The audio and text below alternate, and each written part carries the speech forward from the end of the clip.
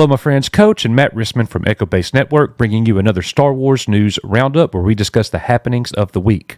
Today's news includes Winter Wonderland holiday Star Wars gifts for fans. 14 iconic Star Wars games are on sale for just $20. Star Wars Zen, a Grogu short seemingly revealed on Disney+. Obi-Wan Kenobi writer reveals why working on Star Wars TV series was a frustrating experience. The Acolyte original series cast has been revealed, coming to us from StarWars.com. As always, guys, you can find timestamps in the description below, and please hit that subscribe button and ring that bell for notifications and give us a comment and a like and all that other stuff and buy some merch and join us on Saturday. But anyways, back to the video. Is there anything better than combining Star Wars and the holiday season? Probably not. Here's a quick rundown of some great Star Wars items to consider during this Christmas season for yourself or as a gift. You could surprise a friend with the awesome Lego Star Wars Imperial TIE Fighter set. Get yours today over on Amazon for $44.99. What about a Millennium Falcon waffle maker? That's dope and tasty. The waffle maker is $59.99 on Amazon.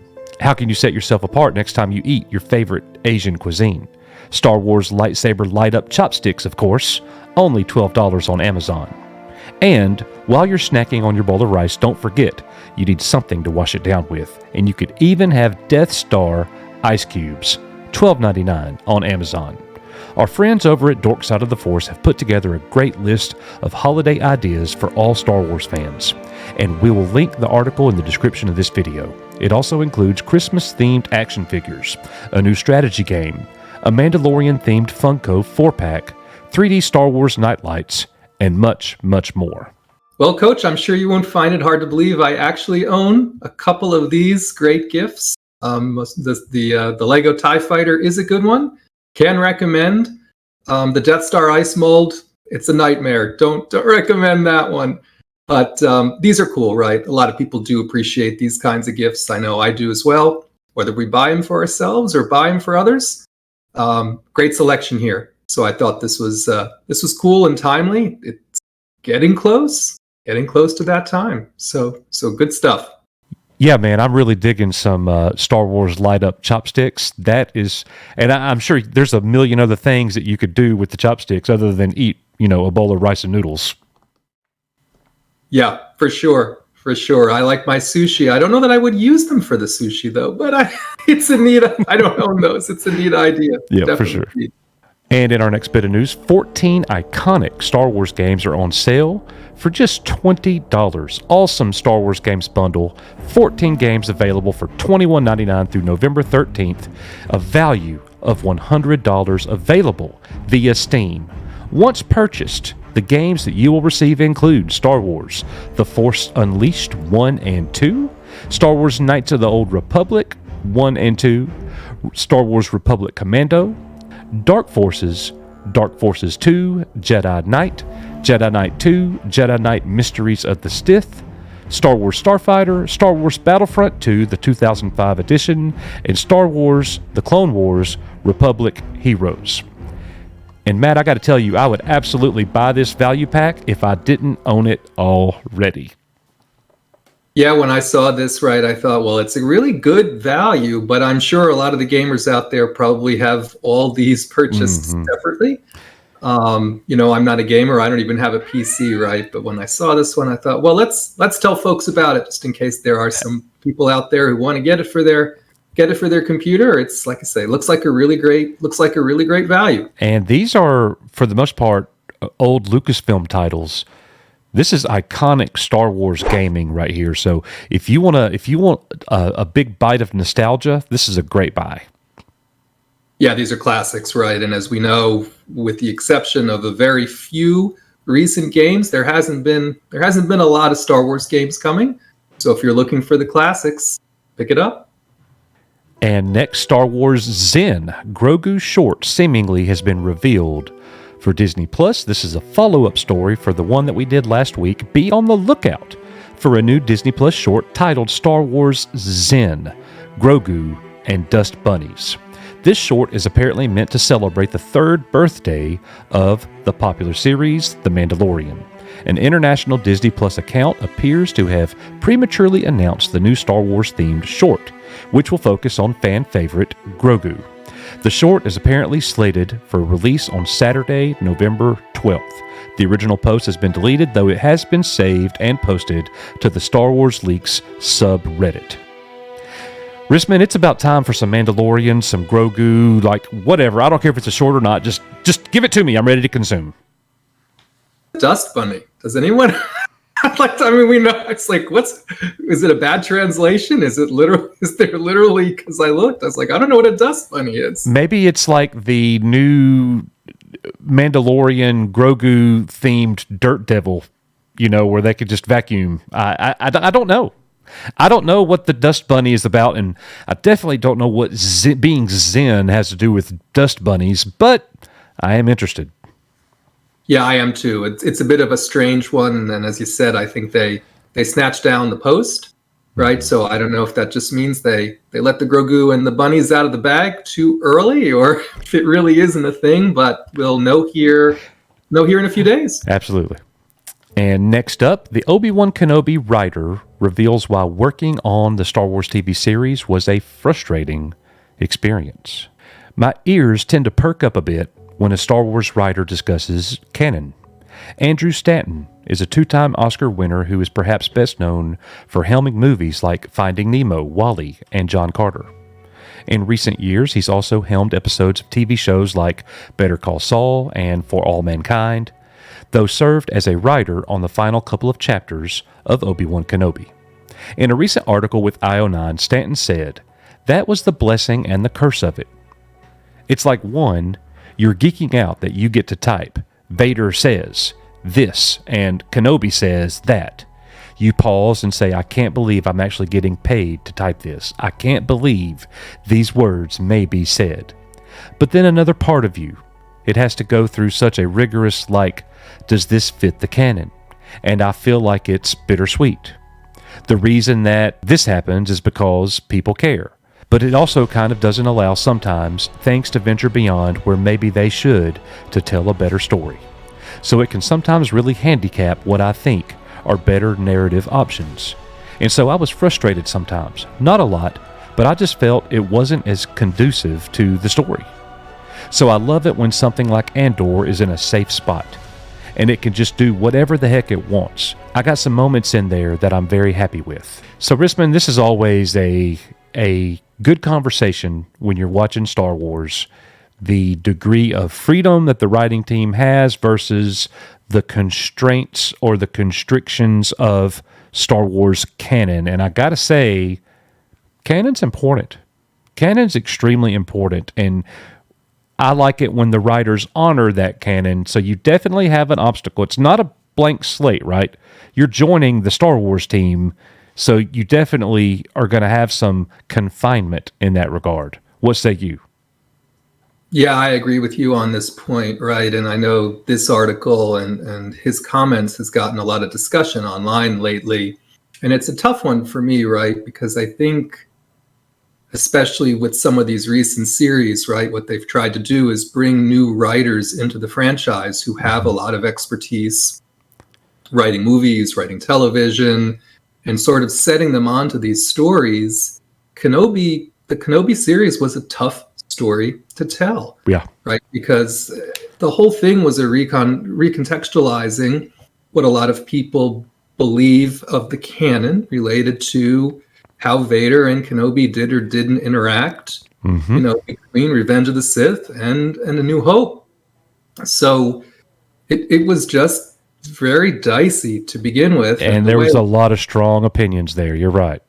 And the way I interpreted was folks were watching, right? And we know there was a lot of discussions about how things happened and didn't happen. And, it sounds like this writer might have tried to stray a little bit and someone kind of reined him back in. And, and so we got the series that we got, right? Whether you think they did a good job preserving the canon or not, the series was what it was and continues to be so.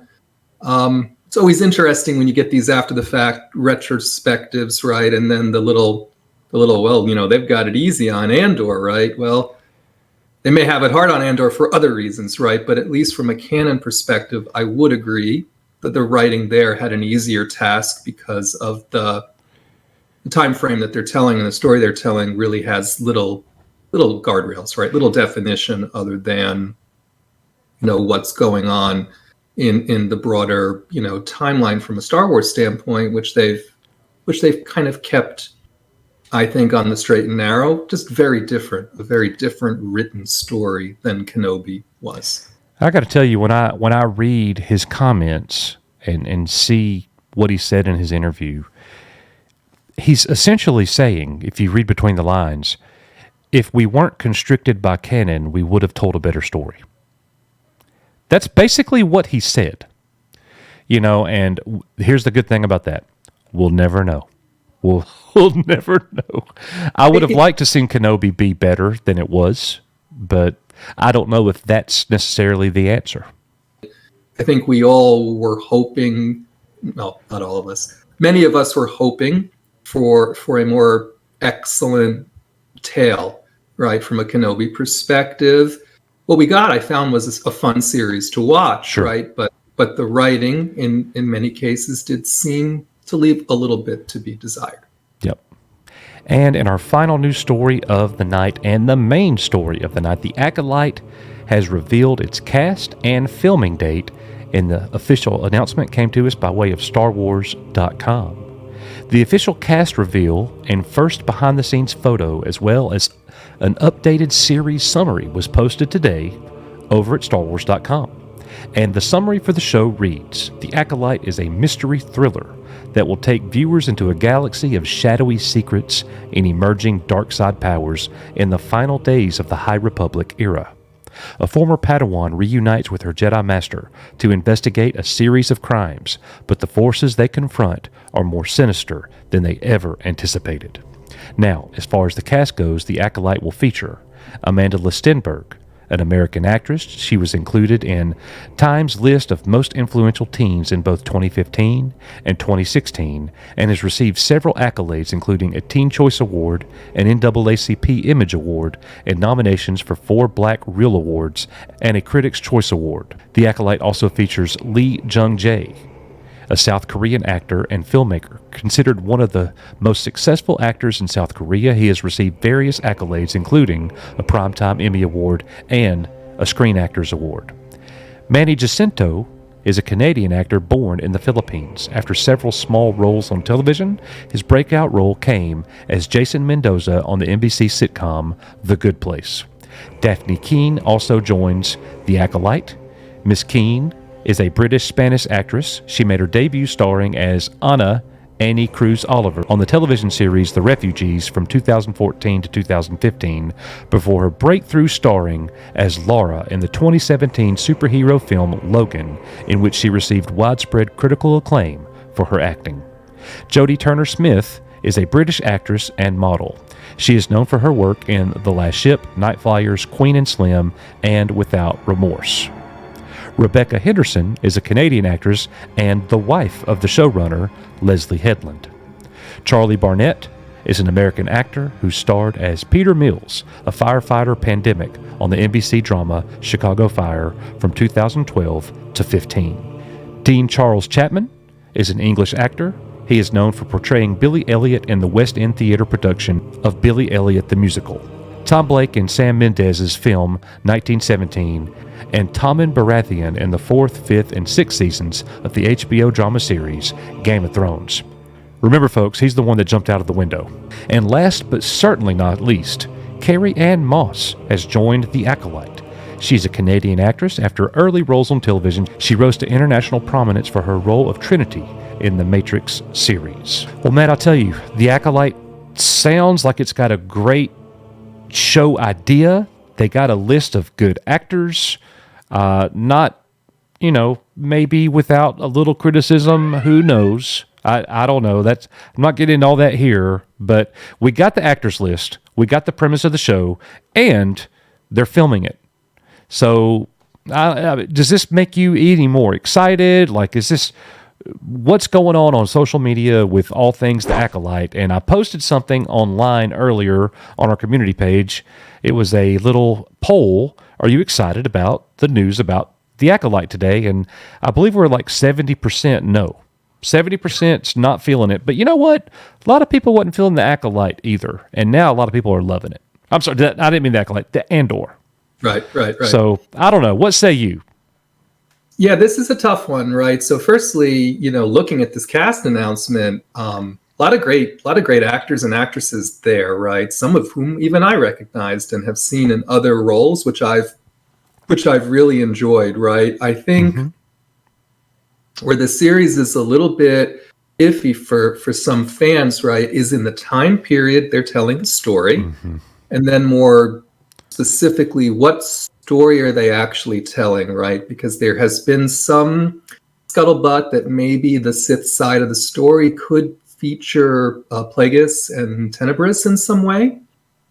And that makes some folks nervous, right? Again, when we go into these telling the stories of characters who folks know from novelizations primarily, right? Or in some cases video games, but things that are either loose canon or not necessarily canonized at this time, or not expounded significantly in the canon, people start to get a little nervous, right? How are they going to tell these characters, and what is the story going to be like?